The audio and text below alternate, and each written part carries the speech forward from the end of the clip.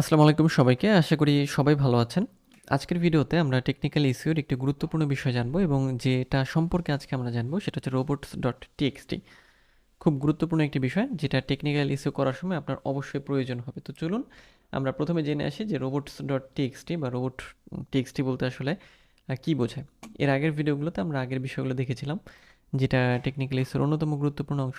আপনি মিস করে থাকলে চ্যানেলের আই বাটনে ডিসক্রিপশনে এবং প্লেলিস্টে পেয়ে যাবেন, দেখে আসতে পারেন। তো আজকে robots.txt এটা আমরা জানবো এবং এটা আপনার কিন্তু আপনার ওয়েবসাইটের সাথে অ্যাড থাকতে হবে।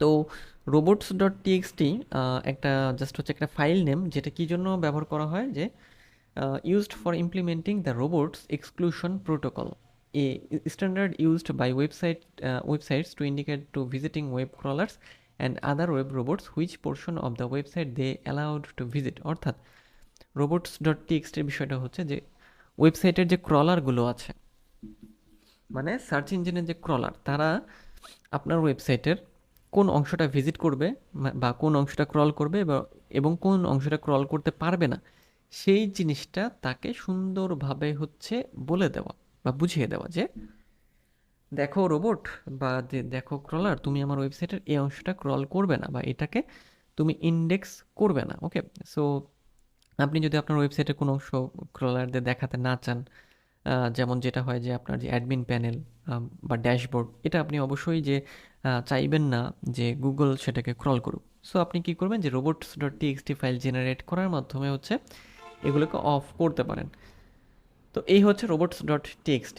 অর্থাৎ আরও সহজভাবে আমরা বলি যে আমাদের ওয়েবসাইটের যে কন্টেন্টগুলো থাকে, সেই কন্টেন্টের বিষয়গুলো বা পেজগুলো ক্রলারগুলো আসলে দেখবে কি দেখবে না, বা কোন অংশটা দেখবে বা কোনটা দেখবে বা কোনটা দেখবে না, তার বিস্তারিত হচ্ছে যে ডিরেকশনটা হচ্ছে আপনার ক্রলারকে দিয়ে দেওয়া। ওকে, সো এটা করার জন্য, মানে অ্যাড করার জন্য আপনার যে কাজটা করতে হবে সেটা আপনার একটা ইয়োস্ট প্লাগইন লাগবে, মানে ইয়োস্ট এসইও যেটা, এবং দেন ইয়োস্টের আপনার টুলে যেতে হবে, টুলস, এবং দেন ফাইল এডিটর।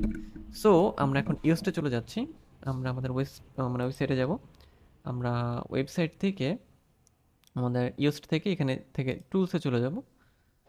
টুলস থেকে আমরা যে জায়গাতে যাব সেটা হচ্ছে file editor. So tools load হোক। হ্যাঁ, টুলসটা লোড হওয়ার পরে এই যে দেখেন এখানে ফাইল এডিটর নামে একটা অপশন আছে। সো আমরা এটাকে ওপেন করে নিচ্ছি। ফাইল এডিটরে যাওয়ার পরে এখানে আপনারা একটা ইন্টারফেস পাবেন, সেটা হচ্ছে যে এখান থেকে এই যে দেখেন robots.txt।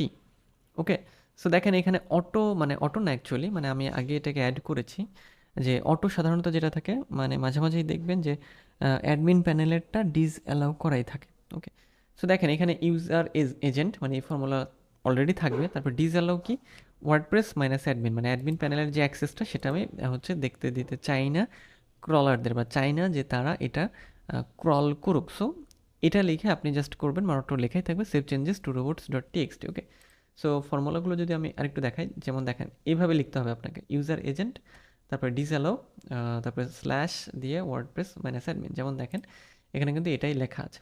এরকমভাবে আপনি যদি আরও কিছু এখানে আপনার ওয়েবসাইটে না দেখাতে চান robots.txt-তে, জাস্ট সেটা আপনি সেখানে দিয়েই হচ্ছে এটাকে আপনি ব্লক করতে পারেন। দেন সেভ চেঞ্জেস টু robots.txt, এই জায়গাতে আপনারা ক্লিক করলেই হচ্ছে ওটা, মানে সাইট ম্যাপ, মানে সরি robots.txt, সেটা হচ্ছে অ্যাড হয়ে যাবে। ওকে, সো এই হচ্ছে robots.txt। এটা জাস্ট কিছুই না, জাস্ট একটা ফাইল নেম এবং ছোট্ট একটা সেটিংস, যেই সেটিংসটা আপনার ওয়েবসাইটের কোন পেজগুলোকে আপনি ক্রলারদের ক্রল করতে দিতে চান না বা ইন্ডেক্স করতে দিতে চান না, সেই বিষয়টা নির্ধারণ করে দেওয়া হয়। তো এই ছিল আজকের ভিডিও, দেখা হচ্ছে পরের ভিডিওতে। সেই পর্যন্ত সবাই ভালো থাকবেন।